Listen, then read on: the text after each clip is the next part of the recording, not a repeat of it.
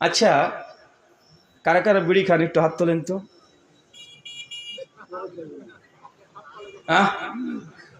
কে কে বিড়ি খান? বলো না, কেউ খায় না এলাকাতে? বিড়ি কে কে খান একটু হাত তোল রে ভাই, দেখি রে ভাই। একজন দুইজন খান কি খান না আপনারা? খান না তো হাত তুলছেন কেন রে ভাই? এ তো মনে হচ্ছে যে সব আসমান থেকে ফেরেশতারা সব পালিয়ে বসে আছে মজলিসে। একজনে বিড়ি খান না। আচ্ছা, এবছর আম কেমন উঠেছে? আম আম বাগান নাকি এটা? আম বাগান। আচ্ছা, আম খেতে ভালো কে কে বাসেন একটু হাত তোলেন তো। ম্যাঙ্গো কার কার ফেভারিট? দুই হাত তোলেন, সবাই তোলেন। কে কে খান?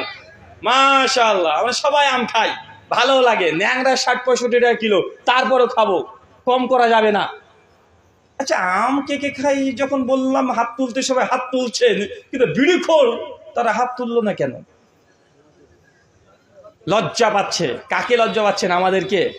রবকে লজ্জা করেন, আল্লাহকে লজ্জা করেন।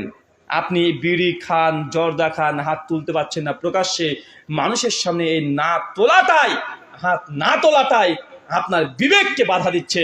মানে এটা যে হারাম, এটা আপনার অন্তর স্বীকার করে নিয়েছে, আপনি তারপরে খাচ্ছেন। হাত না তোলাটা তার প্রমাণ।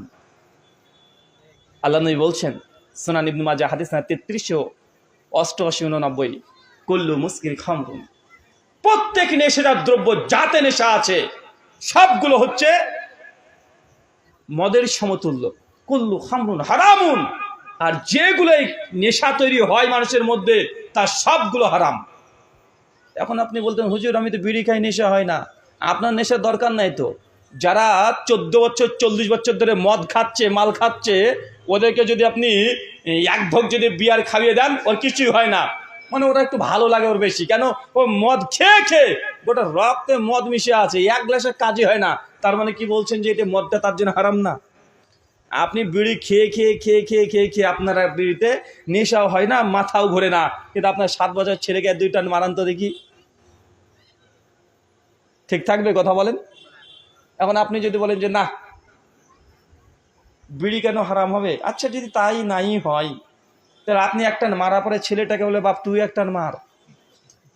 জামে তিরমিজি হাদিস 1325, আল্লাহ নবী বলছেন, স্ত্রীর হক হচ্ছে স্বামী যেই মানের খাবে স্ত্রীকে সেই মানেরই খাওয়াবে। মানে আপনি যা খাবেন স্ত্রীকে সেই মানেরই খাওয়াতে হবে। আপনি যদি একটা না মারেন, স্ত্রীকে বলতে হবে তুমিও খাও। আর যদি স্ত্রীর হক আর যদি আপনি আদায় না করেছেন, ফেরেশতারা কবরে একদম রেডি আছে আপনার জন্য। মানে আপনি যেদিকে যাবেন সেই দিকে বিপদে। এ কথা অনস্বীকার্য যে বিড়ি, সিগারেট, জর্দা সবগুলো নেশাদার দ্রব্যগুলো নিষিদ্ধ, হারাম। এটা যত পর্যন্ত আপনি স্বীকার না করছেন, আপনি ইবাদতের কি জিনিস, কি মজা, এটা বুঝতে পারবেন না।